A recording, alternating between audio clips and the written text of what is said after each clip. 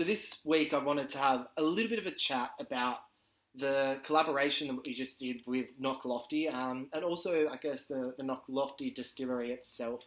Knocklofty is an amazing little micro distillery in West Hobart, Tasmania, in a beautiful spot just below the Knocklofty Peak, and that's where the name comes from. It's a lovely spot in the world and a really interesting place for distilling.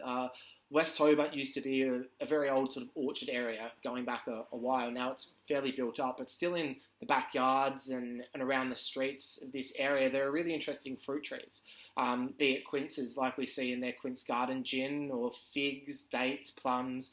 There's some really interesting fruit trees around West Hobart, and we see Knocklofty utilise them a lot in their gins.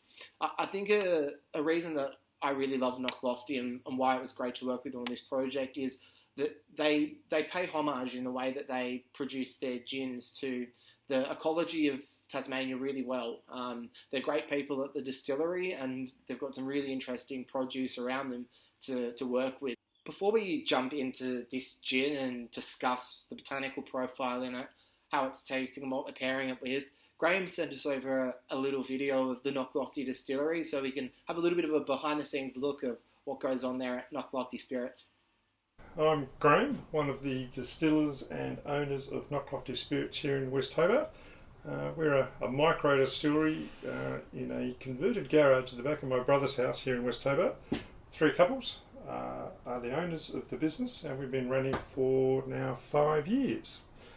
Total floor space of this distillery is about 15 square metres, so probably very different to a lot of other distilleries you've seen and visited.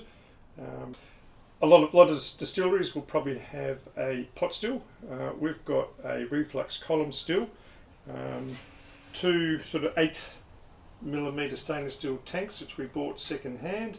Probably used to seeing big copper stills with hundreds of square metres of floor space and everything shining bright. Not Knocklofty. Everything in this distillery's been either manufactured by ourselves or done from recycled material. So you can see that the wash tanks and still is are fairly old, but work very well. Across here we have our bond store. That is literally only probably 2 metres away from me, and down over this sort of large 20 litre sort of storage tank, which we've got a rum sitting in it ready to be bottled. Hopefully that'll happen next week. So we do our own ethanol production here from sugar wash, and then distill that out through the reflux column still. We do one run, no filtering. We collect our ethanol on average around about 94.5%, and then use that base spirit for the rest of our production of all our products here at Knocklofty. So everything in the distillery, from wash, distillation, blending, bottling, labelling, packaging, is all done in this sort of 14 square metres. Probably less than that because we've only got probably 4 square metres to actually stand in and work in. So the original idea with this collaboration was to go for those sort of like Christmassy flavours that we associate with that time of year, spice and fruits and dates and the Christmas pudding sort of vibe, as well as that Christmas cake angle. And then it sort of kept on rolling, and we went through a few different samples, and we started blending together and finding what we wanted, and we landed on this gin that we've got here, the Fruits of the Sky, which is basically not a gin necessarily trying to pay homage to one thing, be it hot cross buns, or be it a Christmas cake or a Christmas pudding. More so, it's a gin that is showcasing the wonderful botanicals that are available down in Tassie. It's a gin paying homage to Tasmania, I guess. It's really, really lovely, and it's quite different. And I think with all our Wandering Cobbers projects, that's going to be a really important thing, is going down and showcasing an aspect of a distillery that is really unique to them, and then also adding a little bit of a quirky twist from our side as well. I've got a little bit of this gin poured here, and it's On the nose, when you smell it, the fruits really jump out of the glass. They leap. Those Christmas cakey and the hot cross bun vibes, yes, there's a little bit of nostalgia that's evoked there. But I'd also say it's got a lot of cherry ripe about it. The Cadbury's cherry ripe chocolate. Lots of fruits. The cranberries and the dates just jumping out of the glass. Amazing. A beautiful fruity gin. And then on the palate, it's got a fairly viscous mouthfeel, which I guess you would assume you'll get once you start putting in all those beautiful fruits. Really nice palate.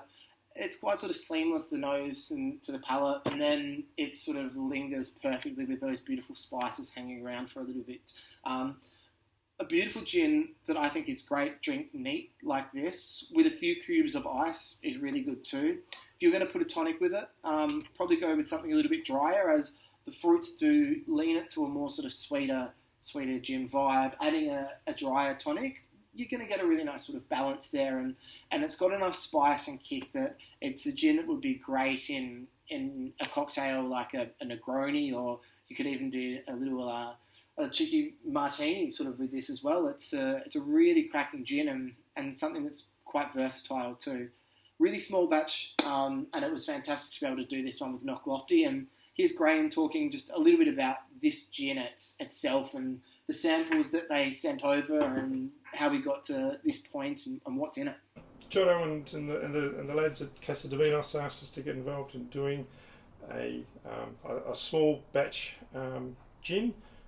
Initially started off with sort of potentially sort of Christmas flavours, but it sort of ended up and morphed into something a little bit different.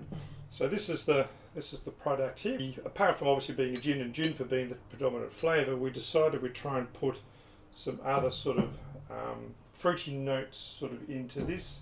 So there is a little bit of cranberry.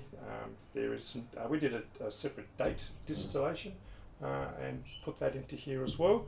And we ended up sending off about, I think it was 5 or 6 samples across to Melbourne for Casa to sample and give their critique and feedback, and then we kept tweaking off that. So a fantastic time collaborating with the Knocklofty distillery on this one, and an amazing distillery they are. Anytime we get to work with Knocklofty is super enjoyable. This gin itself, there's not many bottles of it, so it won't last long. I think we're going to sit on this one for a couple of months before we do our collaboration with a third distillery. So grab a bottle of this and sit back and enjoy it at home as well, because it is a truly special gin and very unique as well. The artwork on the label is done by Melbourne artist A.V. Nash. You can follow me on Instagram under that same handle, and basically what he's done is depicted Hobart from the side of Mount Nelson. And if you're familiar with Hobart, then you'd recognise the casino and the Tasman Bridge. If you're not familiar, then it's a good chance to go on down and check out Tassie. No better time than now. It's a beautiful little spot in the world, and you'll always have a bit of fun down there in Hobart. In terms of Wandering Cobbers, would love for you to go give us a follow on Facebook and on Instagram. If you're part of our Casa de Vinos Gin Club, amazing, on Facebook. If you're not, feel free to come join us at Casa de Vinos Gin Club, and that's where we talk about our upcoming releases and all things Casa de Vinos and gin.